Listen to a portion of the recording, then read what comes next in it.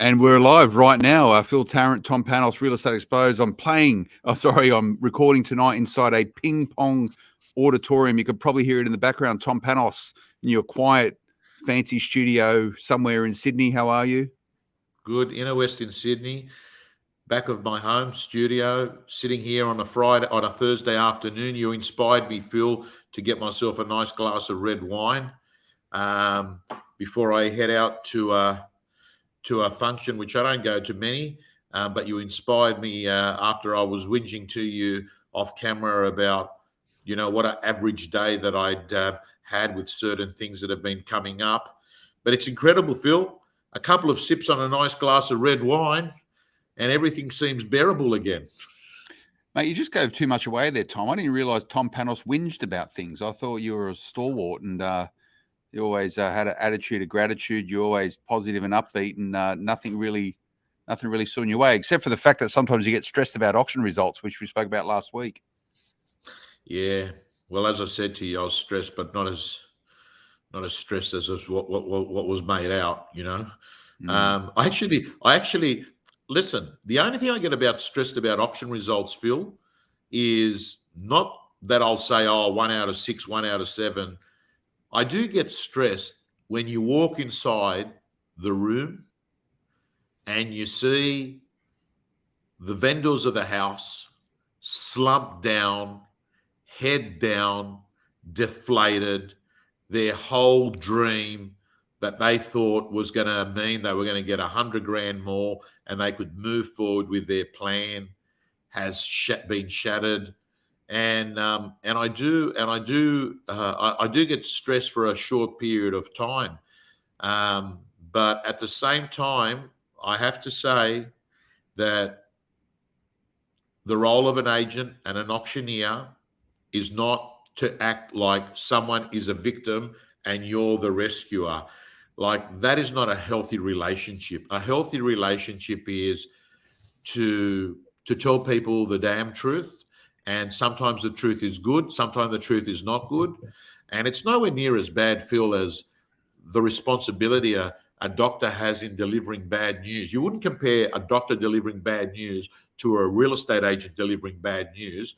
But nevertheless, I have to be honest with you, Phil. I much preferred walking into a home last year where people were saying, Tommy, let's have some champagne, and giving you a high five. Whereas now they'll just look at you and they'll just sort of be very dejected. But that is what real estate is at the moment.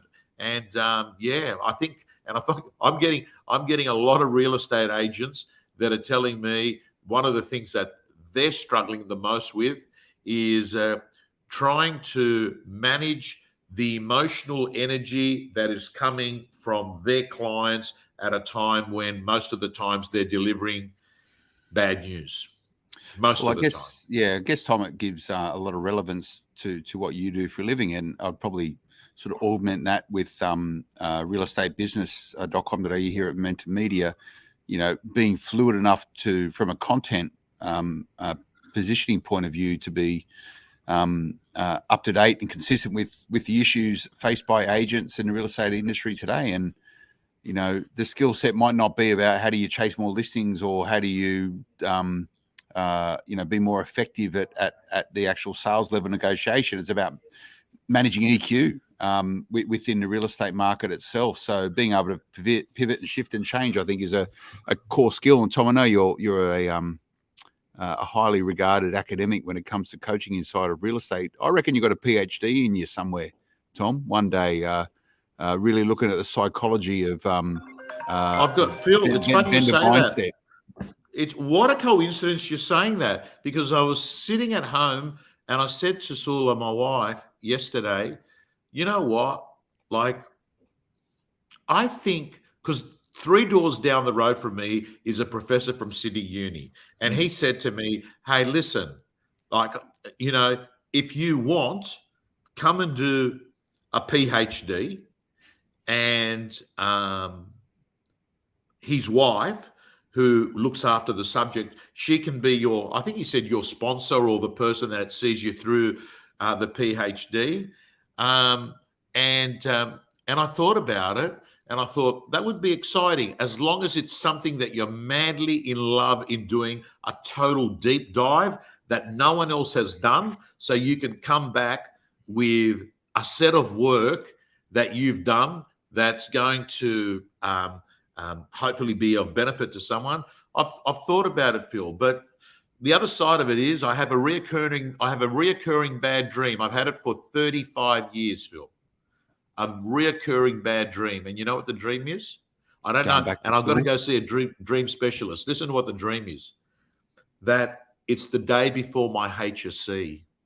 And I realize I know nothing about anything, and I'm stressed and I'm overwhelmed, and I don't know. And this dream won't go away, Phil. I've had it. It's a chronic dream. You know, Susan that works with me, who went through a stage, says it's psychology about not being prepared about something and feeling stress. But that's I Yeah, wouldn't call I it a don't know if nightmare. It's a that's a bad read, dream. mate. I'd probably package. You know what? I'd probably package that up with my armchair psychology. Is imposter syndrome is what that would be. So Really? yeah. Elaborate. I reckon. So you've heard of imposter syndrome, correct? Yes, I have. Yeah. So I reckon what it is that, and this is real estate exposed. It's that perpetual doubt of whether or not you're good enough to be doing what you're doing in any given time. So I reckon that's probably manifesting as part of that. So, you know, you're talking about doing a PhD, you go, oh, that sounds good, but could I do it or will I do it? And you must hear it all the time, Tom. And, you know, you're a very good coach. You're very tuned both at a, practical level, but also at a emotional intelligence level. You must speak to real estate agents all the time that probably see the world the same way in terms of that. Yeah, imposter. I think it's a very healthy thing, personally, because it doesn't show complacency. So I reckon it's a positive thing for you rather than a negative thing. But you know, I don't have any degrees in psychology. Yeah, well, Full disclaimer. Jeff Smith, who comes across as the real estate doctor, has put down you can be awarded an honorary doctorate, Tom. You don't need to complete the 3 years full time at uni. Right. Look, I think you probably deserve that mantle. Maybe an adjunct professor at University of New South Wales Business School, Tom. I think there's a lot that you can learn from you. But to your point, did you go to Phil? Did you go to uni? Yeah. What'd you study? Journalism? No, I didn't study journalism. This is something I fell in. I actually studied politics and international relations. Wow. In Sydney or in Canberra?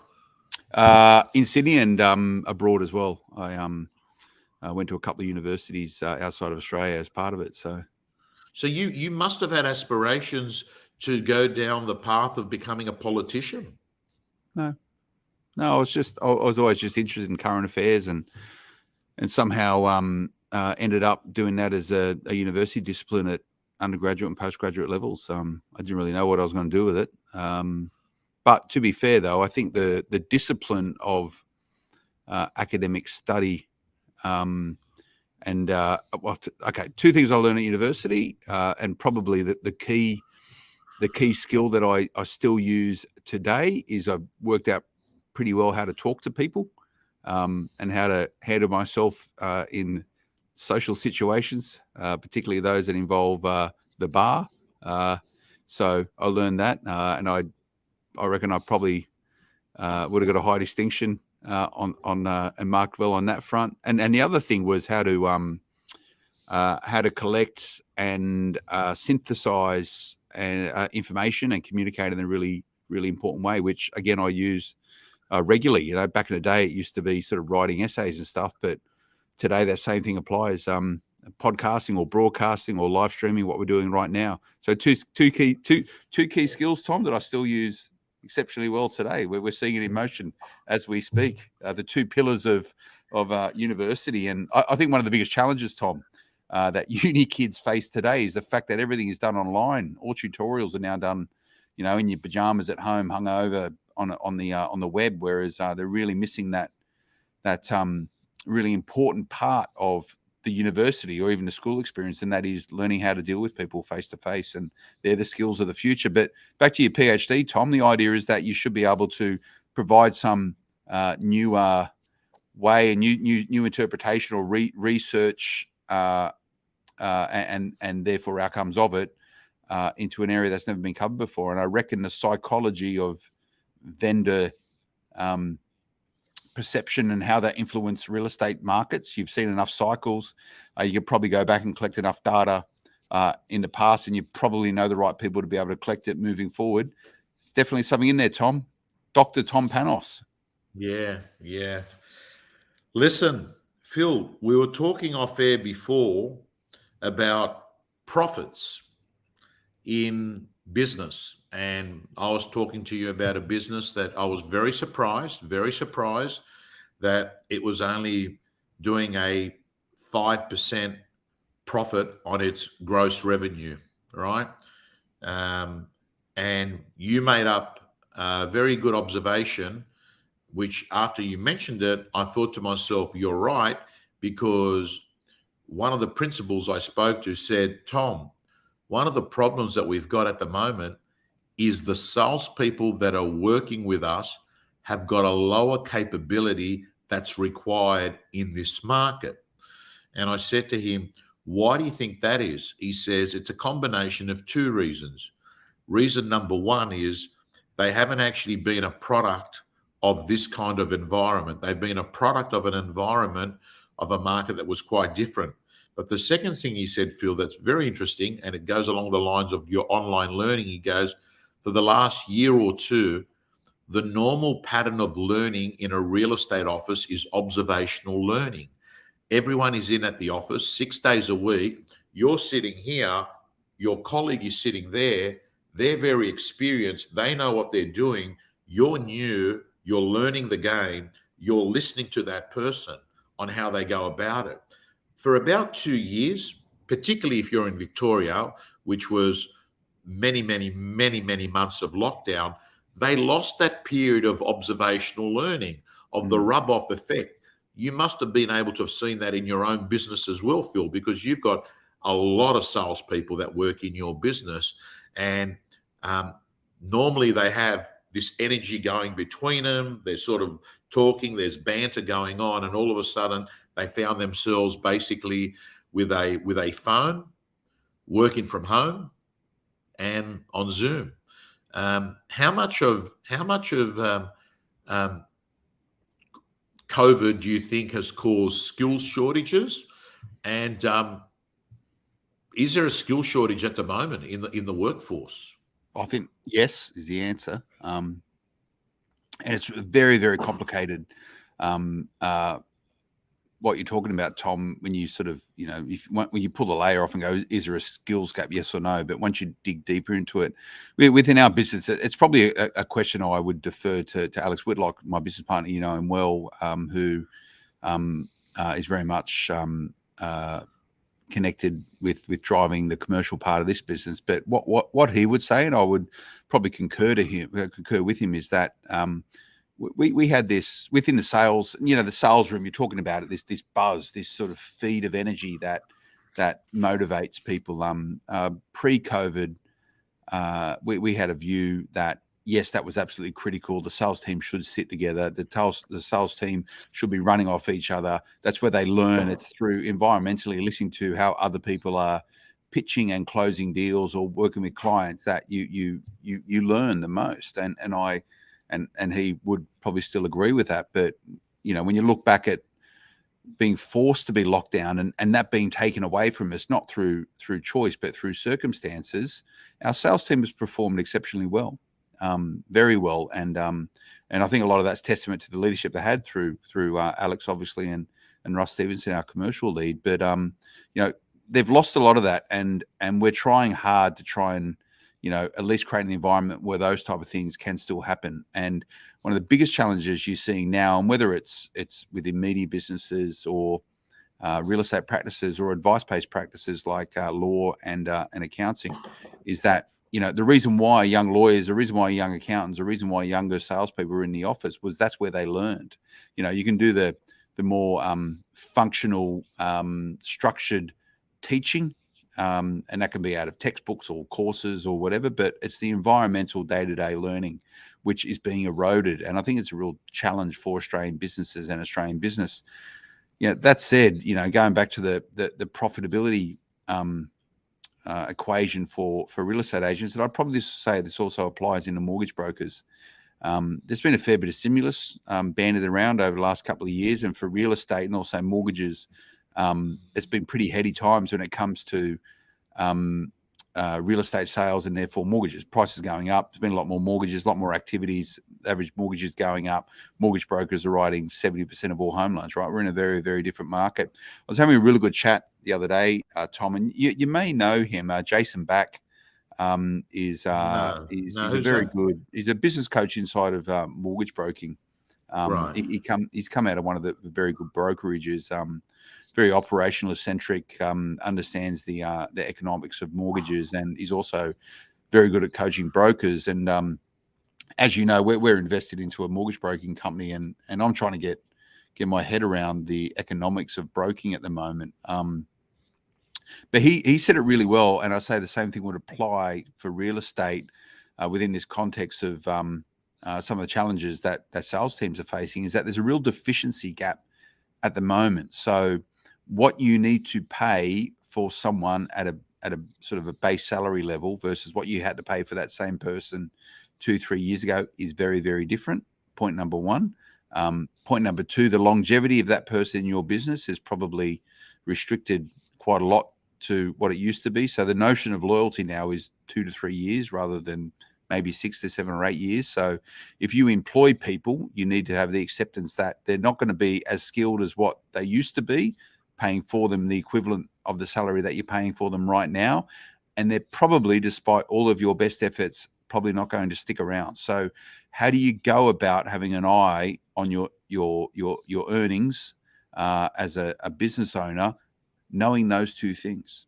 And it's hugely challenging for real estate agents and also for mortgage brokers, because you're not getting what you used to get for the same amount of money. A lot of this is the employment market, because there is so because unemployment is so low and expectations around the salaries are so high. So to your point, Tom, that real estate practice operating at, I think you said 5% profitability in a market which is softening, I'd probably have a big red light sort of flashing on top of that, and something needs to change. Either you need to get your salespeople selling more, but to your point, you give away so much on the comms on to the salesperson. How do you affect volume growth so rapidly that you actually get the upside on it as the business owner? It's complicated, mate. Really, really complicated. It's very complicated, and so Phil, when I got into real estate as a 19, 20-year-old, say 20-year-old, the split was 30, 35%, roughly 30 or 35. Some of the more generous employers were paying 35. Some of the more conservative ones were more like 30. That was in 1990, Phil. Let's look at today. There are various models. Example, the agency that pays out a 75%, right?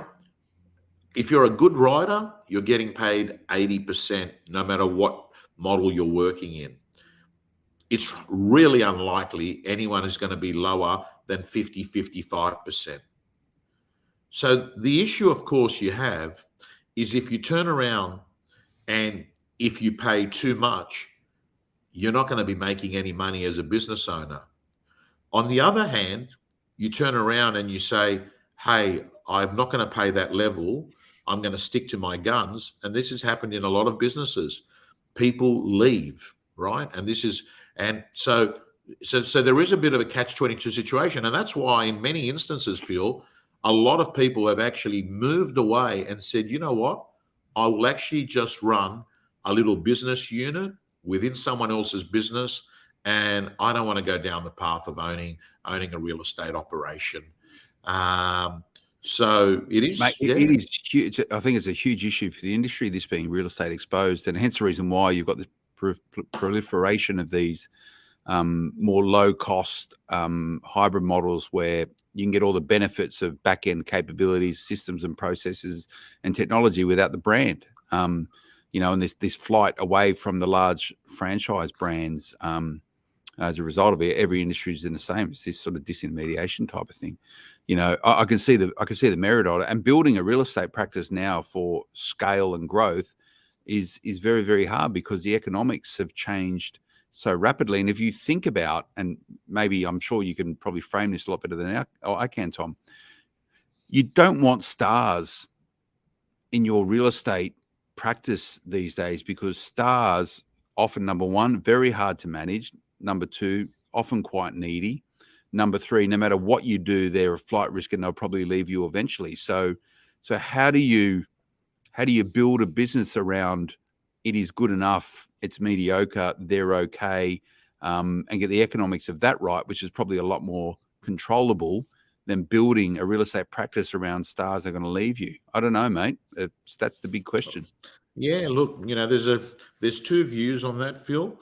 One view is some people turn around and say, listen, I accept that if I'm going to have a $2 million gorilla, it's going to come with a price, and I'm going to stretch myself as their leader to manage them. And there's another group that are saying, you know what? That's too bad overall for my whole business. It's going to be bad for culture. We're going to end up having a business that becomes totally dependent on one person writing the revenue. And what will happen is, at sooner or later, this person most likely will be my competitor across the road. So I'm not going to, participate in it. So, Phil, it's not easy. And on the skill shortages, I mean, only the other day at the airport, as you're going through Qantas security, I just can't get over this. Like, I'm going through security and I see one of the guys that was directing traffic, telling people what to do. And I vaguely remembered his face. And I said to him, where do I know you from? And he says, I used to wash your cars last year. So just picture this. He was working at a car wash, washing away. And what's happened is, because there's such a skill shortage, he has within 6 months gone in and he more or less was supervising other people in the security machines as they're coming through. We've got people, and look, he may be doing an incredible role. The point I'm making is that we've got people now, Phil, that there's such a shortage of people that you've got people that are going into roles. Are they adequately trained? But I can't help it. Just talking to you, what an opportunity. What an opportunity there is at the moment to stand out, Phil, if you can do things better in the marketplace and the competitors, because you'll stand out now, can't you? Yeah, I completely agree. I completely agree. And I think there's two things there. Number one, going back to deficiency gaps inside of real estate practices and also mortgage brokerages, and deficiency gaps being, everyone, there should be a ongoing focus towards upskilling and training people, but you're getting less, you're paying a lot more for less at the moment. And I think that's the base premise. So anyone who is a leader inside of a real estate practice or a mortgage broking practice, at the core of what you're concentrating on and what you should be investing in is upskilling people to close that gap as quickly as possible. Number one, that will help you stand out. Now, Tom, the counter argument is that I don't want to spend too much people building people up who are potentially going to be my competitor. Well, guess what? Great leadership. You should be supporting your people to actually compete against you in time, because that there is a testament of good leadership, and grow up and get beyond it, because that way, when you have people inside of your organization, they're going to be exceptional and they're going to stand out and they're going to help your business stand out. Now, to your point around the person inside of security at the airport who used to wash your cars, mate, good on him. Good on him. How good is it, the fact that sort of stuff can happen? And what I think a lot of the challenges around skills gaps right now is that you have a lot of people transitioning industry sectors. And I think also because of this sort of flight towards flexible working and work-life balance and even the 4-day working week, we need to remember that only people like me and you who can largely do our job over the internet, we get to make that choice. But there's a lot of people out there who still need to go to work every single day, a building site. They need to drive stuff around. They need to stand at the airport security checking luggages. They need to do all of those jobs which still require people to turn up.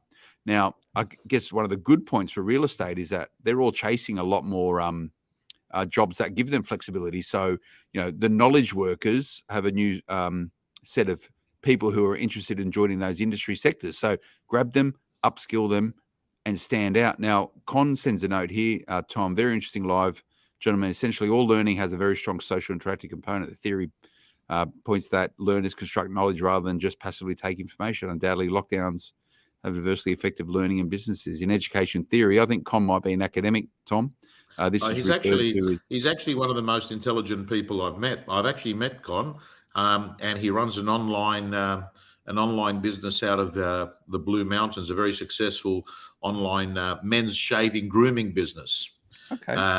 Highly intelligent guy. He's known as Con the Shaving Man. So he's quite right. I'm just reading the comments there. It's a fascinating theory and one worth considering for anyone in business. I have to say to you, Phil, I reckon, so I'm looking at my own training business. So every time the market turns, inquiries for training goes up, right? It goes up, Why is it? Is it that people are feeling the pain, or is it that they've got more time on their hands? Because when you're really busy and you're just doing deals, maybe it's not the highest priority on you. But Phil, it's a fascinating conversation that we've been chatting, but it's all been inspired that I just can't get over, the risks involved in a business. If you're only doing if you're only pulling out 5% profit, and that is in a reasonable market, worries Tom, me. It's maybe a silly question. Does that include what the business owner earns? Like, is their salary packaged up in that, or they're going to take their earn out of that profit? I'm not quite sure on that one, because I know that whenever I'm having conversations with people, it goes either way. Some people turn around and say, oh, no, that's salary and profits all included. Other people say, oh, no, I pay myself $150,000 a year for being the manager here, or whatever they pay themselves, right? Normally they pay themselves an amount that's been advised to them by their accountant, right? Saying, pay yourself this and the rest can be dividends. Yeah. So, I just, and it does worry me, Phil, because I think to myself, if that was indicative of other businesses out there, listen, all it's going to take is a large reduction of sales taking place over a 12-month period where something that's profitable becomes unprofitable. Well, maybe this is a term of phrase inside of real estate. You'll know if someone does. But let's coin it right away. You might know zombie real estate firms. It's Real Estate Exposed. How many firms are zombie businesses inside of real estate? Zombie businesses being the Walking Dead, essentially. Yeah. And when you sort of pick apart the SME sector in Australia, there's a lot of zombie firms out there who are just hanging on by the skin of their teeth. They're probably trading insolvently, but somehow managing to keep ahead of their creditors with debt or otherwise. Are there a lot of zombie real estate firms, Tom? Look, I can see the headline now on Real Estate Business. It's good term. I'll tell you one thing for sure. There's a lot of real estate offices that resemble adult daycare centers, mate. I've got to tell you that. There's people just going in there, going through the motions, probably been a very long legacy business, hasn't adapted to change, might have had a very big rent roll at one stage. They've sold it off, and there's a bunch of people there that are just going through the motions.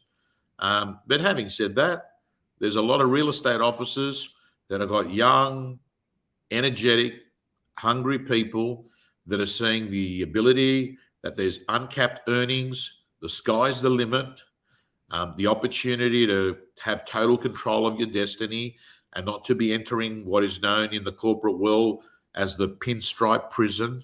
And even though a lot of these people had the ability to, I'm seeing a heap of people, Phil, in real estate that have got university degrees. I've actually asked one the other day. I said, I'm curious, mate.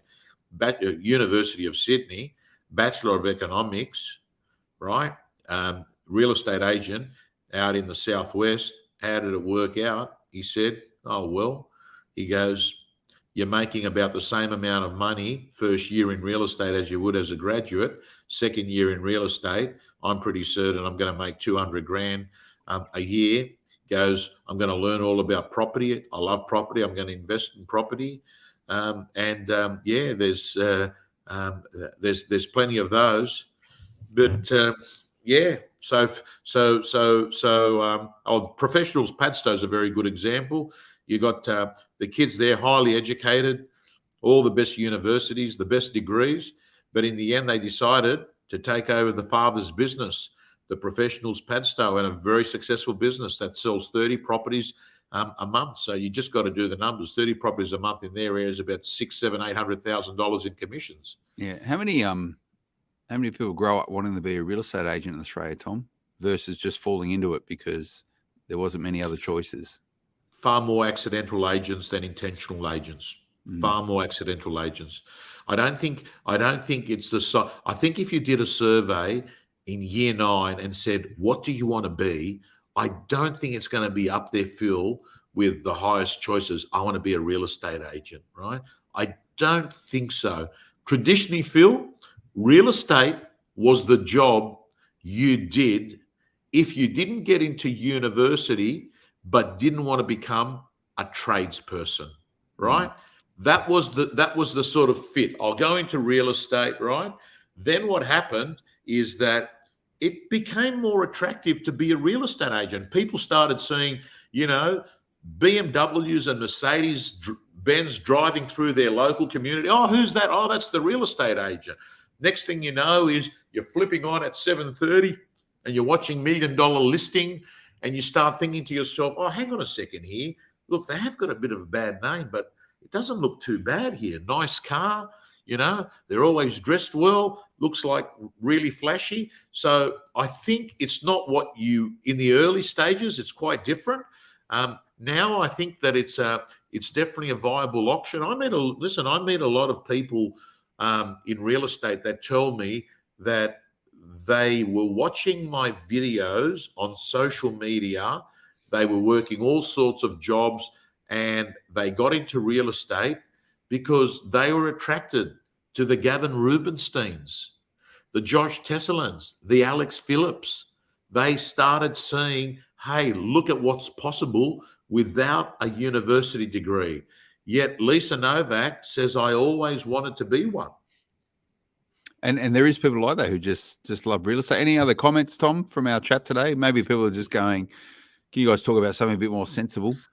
It's because they have, David Ellis, it's because they haven't kept their skills up when they feel they don't have to. Instead of following up the process, they follow the money.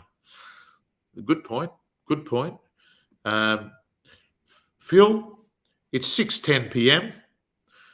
One thing that's come out of it is this. It's a pretty good investment. Education, training, improving your skills. You're always going to be more valuable, whether it's into your own organization. Well, look at that. Liam Fenton, who works at one of the great real estate companies. I got into real estate from looking at you and Marty Fox. Do you know Marty Fox? Don't know Marty. No. Probably one of the most followed people on social media in real estate. Is he Aussie guy? Aussie? Yeah. White Fox in Melbourne. White Fox. Mate, the only person I follow in real estate, two people. It's you, and I normally watch on a Saturday night your wrap up from your auctions, and that Vlad bloke. My cousin Vlad. Yeah. A lot of people think he's just an actor. He's a real estate agent. Not so active these days. South of Sydney, that's all I'm going to say. Business has been going for a very long time, a family-run business. And may I say to you, because I know my cousin Vlad very well, he's coming to the same studio at least 10 times. Very quiet, very conservative, and a total different character to that you see on stage. I think he married to a doctor as well. Yeah, he does it well. Always quite smirk when he should post a few more videos. He doesn't do it enough, but But no doubt he invests in his education as well, crafting his talents. Maybe we can get him on to Real Estate Exposed sometimes. Yeah, look, I'll definitely bring him on. I'm going to leave on one final point, Phil, and we can talk about it at a later time. I've underestimated TikTok. I've underestimated TikTok. It's becoming very clear to me there is a bit of migration happening. And I can see what's happening. Instagram and Facebook have gone back to defend their position by changing their product offering and doing Reels. YouTube, which is owned by Google, is doing Shorts, and they've got some of the most intelligent algorithm engineers in the world, that TikTok. So look out for it. I'm seeing more and more real estate in it. Anyway, Phil. Hey, wait, Tom, before you sign off, mate, just on TikTok, I want to just read this out for you very, very quickly, and something to be considered about. Hang on, can I find it very, very quickly? It's not going to come up. Hang on. So how many followers have you got on TikTok at the moment, Tom? Very little, 2,000. Okay. So news story on Cybersecurity Connect this week. Aussie TikTok users private data accessible to China-based staff. Yeah, I know that. In a letter to Liberal Senator James Patterson, TikTok has admitted staff in China can access millions of Australian users' private data, despite the viral videos app's previous assurances that the information is gathered and stored in the US and Singapore. Just remember. Phil, I'm aware of it. I was told many, many, many months ago about it. And I know it is an issue. Which is okay, by the way, but you just anything you put up on the internet, remember, is there forever, including this podcast, this live stream. Exactly right. All righty, Phil. To all our viewers, have a good evening.